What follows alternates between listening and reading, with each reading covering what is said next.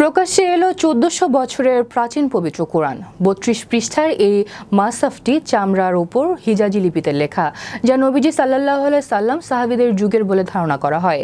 এটি শতাব্দীর প্রথম ধাপে লেখা হয়েছিল। এর মাধ্যমে সব যুগে লিখিতভাবে কোরআন সংরক্ষণের গুরুত্ব উপলব্ধি করা যায়।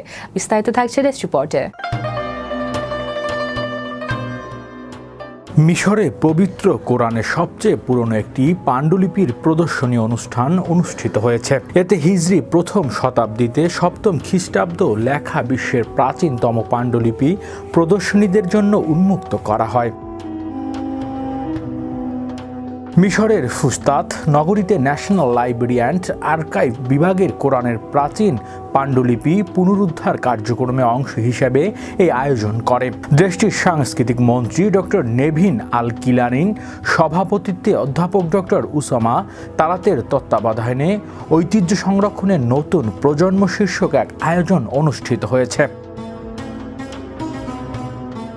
জানা যায়, পবিত্র কোরআনে প্রাচীন এই পাণ্ডুলিপি ৩২ পৃষ্ঠা রয়েছে, যা চামড়ার উপর লেখা হয়েছে। প্রথমে তা মিশরের প্রাচীন মসজিদ নামে অমর ইবনুল আসা রাদিয়াল্লাহুর সংরক্ষিত ছিল। এরপর ১৯১১ সালে পাণ্ডুলিপিটি উদ্ধার করে ফুস্তাতে জাতীয় গ্রন্থাগারে সংরক্ষণ করা হয়। ইসলামের প্রাথমিক যুগে প্রচলিত হিজাজি লিপিতে এই পাণ্ডুলিপি লেখা হয়েছে।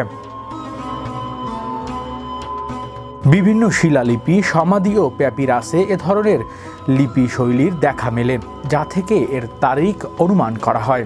ন্যাশনাল লাইব্রেরি পরিচালক ডক্টর উসামা তালাল বলেন, আজ আমরা হিজাজি মাসহাফ পুনরুদ্ধার কার্যক্রম উদ্বোধন করছি। এটি বর্তমান বিশ্বের সবচেয়ে প্রাচীন ও গুরুত্বপূর্ণ মাযহাফগুলোর একটি। হিজরি প্রথম শতাব্দী তথা সপ্তম খ্রিস্টানে তা লেখা হয়েছিল। বৈজ্ঞানিক ও শৈল্পিক গবেষণার ভিত্তিতে এ কথা বলা হয়। এটি ওই শতাব্দীর প্রথম ধাপে লেখা হয়েছিল। এর মাধ্যমে সব যুগে লিখিতভাবে কোরআন সংরক্ষণের গুরুত্ব উপলব্ধি করা যায়। এরপর তিনি পাণ্ডুলিপির বিষয়ে নানা তথ্য ভিডিও চিত্রের সাহায্যে তুলে ধরেন।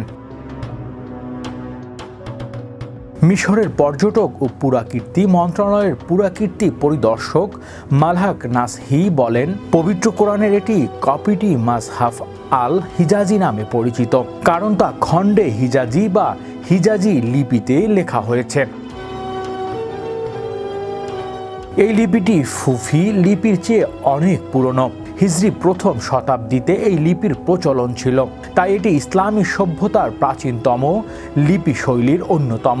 ন্যাশনাল লাইব্রেরি অ্যান্ড আর্কাইভের প্রাচীন নথিপত্র, পাণ্ডুলিপি সহ পবিত্র কোরআনের প্রাচীন কপি সংরক্ষিত রয়েছে। এর ঊর্ধ্বতন কর্মকর্তা ও অভিজ্ঞ শিল্পীরা পাণ্ডুলিপি পুনরুদ্ধার কাজ করেন।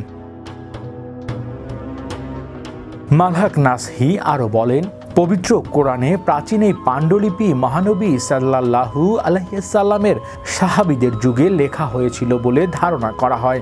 এটি মধ্যপ্রাচ্য সহ বিশ্বের দুর্বল পাণ্ডুলিপিদের অন্যতম। চামড়ার উপর লেখা এই পাণ্ডুলিপিতে ৩২ পৃষ্ঠা রয়েছে। এটি লোহার কালি দিয়ে পার্চমেন্ট লেখা হয়েছে, অতঃপর তা খুবই সুন্দরভাবে পুনরুদ্ধার করা হয়েছে।